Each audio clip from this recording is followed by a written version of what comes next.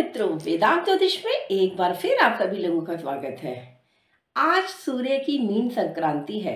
आज के दिन 14 मार्च 2024 को 12:36 पर सूर्य कुंभ राशि को छोड़कर मीन राशि में प्रवेश कर जाएंगे और इसके साथ ही खर मास का प्रारंभ हो जाएगा। खर मास में मांगलिक कार्य करना वर्जित है। खर मास साल में 2 बार आता है। 2 बार जब सूर्य का प्रवेश धनु राशि में 15 दिसंबर के आसपास होता है और फिर सूर्य का प्रवेश जब 14 या 15 मार्च के करीब प्रवेश मीन राशि में होता है, तब खर मास की शुरुआत होती है।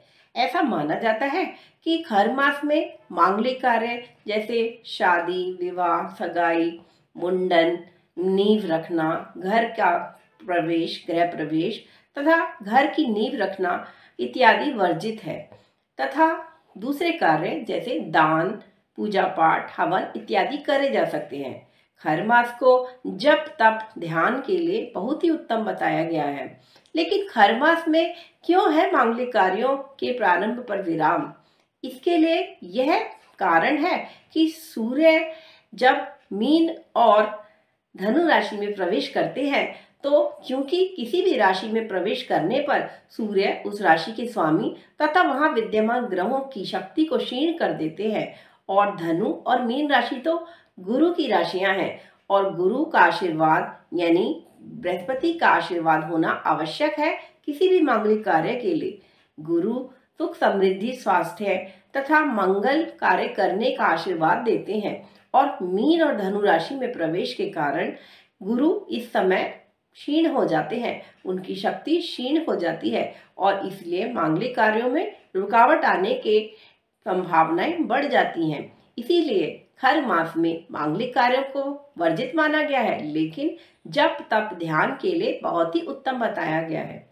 हमारे शास्त्रों में कहा गया है कि किसी भी कार्य को करने से पहले आपको पंच परमेश्वरों की स्तुति करनी चाहिए। वैसे तो प्रतिदिन ही हमें पंच परमेश्वर का नाम लेना चाहिए। तो आइए जाने ये पंच परमेश्वर कौन है। सबसे पहले नाम आता है भगवान गणेश का, क्योंकि गणेश जी विघ्नों को दूर करने वाले हैं, तो सबसे पहले उपासना की जाती है भगवान गणेश की। उसके बाद हमें उपासना भगवान शिव की करनी चाहिए, क्योंकि भगवान शिव भक्ति देते हैं। इसके बाद हमें माँ शक्ति यानी दुर्गा की उपासना करनी चाहिए, क्योंकि वह हमें शक्ति प्रदान करती हैं।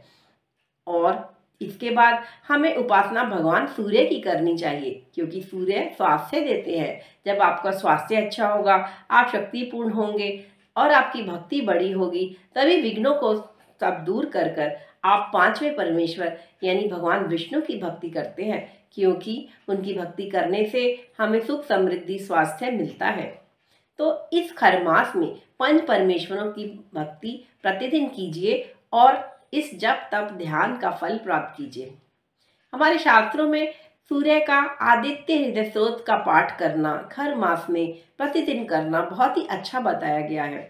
खर मास में अगर आप आदित्य हृदय स्त्रोत का पाठ प्रतिदिन करते हैं तो आपके रोग, दोष इत्यादि सभी दूर हो जाएंगे तथा आपके घर में सुख समृद्धि आ जाएगी।